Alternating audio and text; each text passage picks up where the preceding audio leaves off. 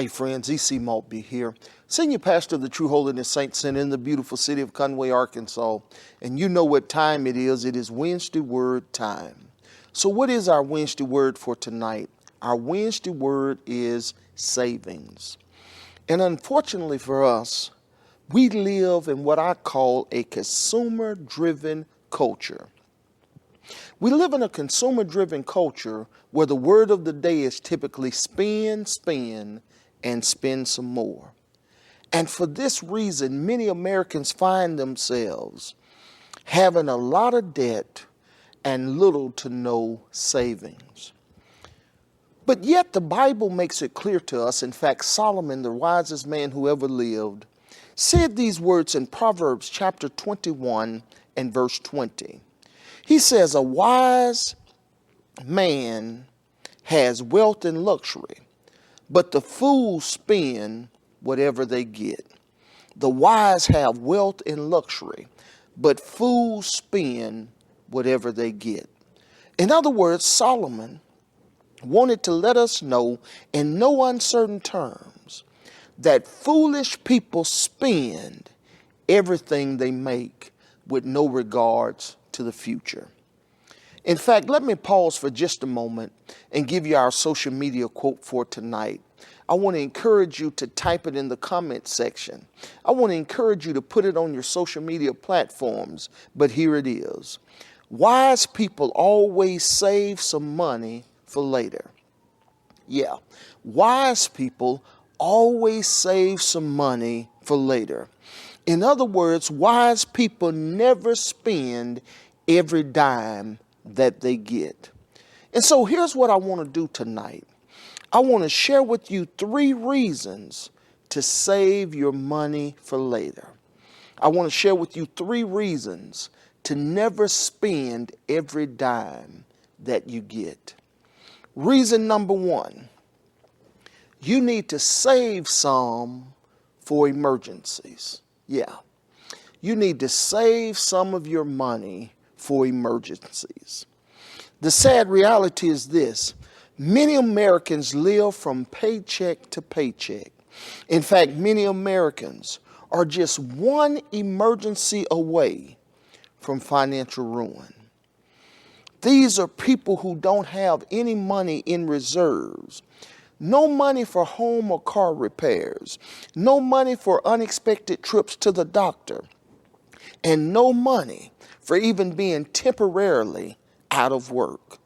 Many Americans are just one financial emergency away from financial ruin. In fact, financial planners will tell you that all of us need a minimum of $1,000 in a reserve fund or an emergency fund. They will go on to tell you that a fully funded emergency fund is 3 to 6 months of your monthly bills saved up. In other words, what they say is this: if your monthly bills total $3,000, then a fully funded emergency fund needs to have a minimum of 3 months or $9,000 in your emergency fund. And I would suggest to all of us that are listening to me tonight that you make it a priority every pay period to put something back for later, that you make it a priority every pay period to save some of what you get until you at least get that minimum $1,000 in emergency funds. I like the way the Bible says it in Proverbs 27 and 12. The Bible says that a prudent man or a wise man sees danger and takes refuge, but the simple keep going and pay the penalty. Now listen to this. A wise person sees danger and takes refuge, but a foolish person keeps going and suffers negative consequences because of it. In other words, what Solomon is really saying to us is this: wise people think ahead. Wise people know sooner or later I'm going to have an unexpected financial emergency. And I need to have a little money set back to deal with those emergencies. Sooner or later, I'm going to have a home repair or car repair. Sooner or later, somebody's going to get sick and have to go to the doctor. Sooner or later, I might have to take an unexpected emergency trip. And I've got to have some money set aside for those type of emergencies. Otherwise, you will always be forced to try to borrow money, or you will always be forced to try to put your emergencies on a credit card. Wise people save for emergencies. But then secondly, you need to save for future purchases and events. Now that's good teaching. Wise people always save for future purchases and events. Wise people understand you're going to have Christmas every year. You're going to have birthdays every year. You're going to want to go on vacations every year. And there are going to be other special events on your calendar. And you cannot wait till they get here to figure out how you're going to pay for them.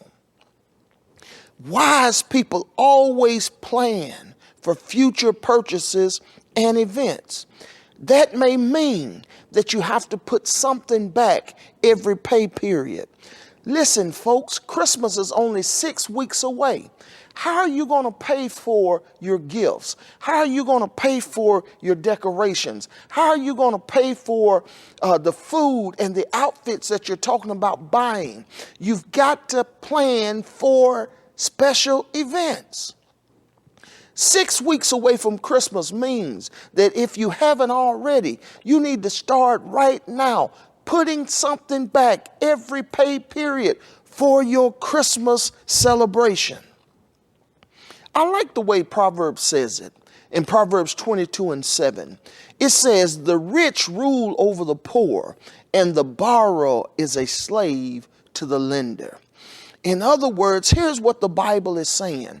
You don't want to fall victim to be a slave to your credit card company. You don't want to be a slave to a mountain of debt. In other words, if you want to prevent yourself from being a slave to credit card debt, or prevent yourself from being under a mountain of debt, drowning in debt, you've got to learn how to pay your bills as they come. If you want to be a wise person, you've got to learn to save for future purchases and events.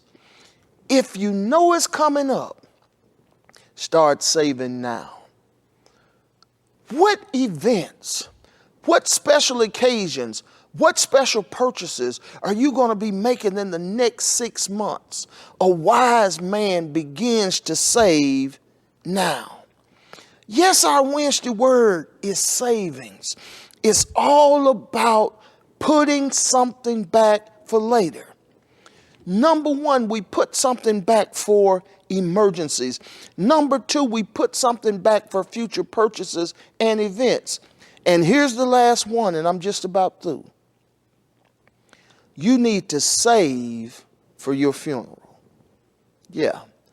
You need to prepare and save for your final expenses. Here's what I know for sure. If Jesus delays his coming, we're all going to die. And the question becomes, how is your family going to pay for your final expenses? How are they going to pay your final bills? How are they going to pay for your funeral? Despite what some of us think, a GoFundMe account is not the appropriate way to pay for a funeral. I love what Ecclesiastes chapter 9 and verse 12, just the first clause of that says. No one knows the hour and when it will come. No one knows the hour, when death will come for us. Sooner or later, dear hearts, we all going to transition from this world to the next.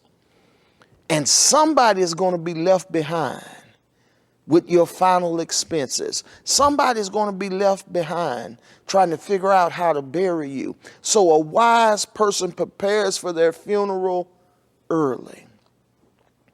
Our Wednesday word tonight is savings. Wise people always save some money for later. Don't be foolish enough to spend everything you get. But think about saving something for emergencies. Think about saving something for future purchases and events. And please, ma'ams and sirs, think about saving something for your final expenses. Until we speak again, be blessed.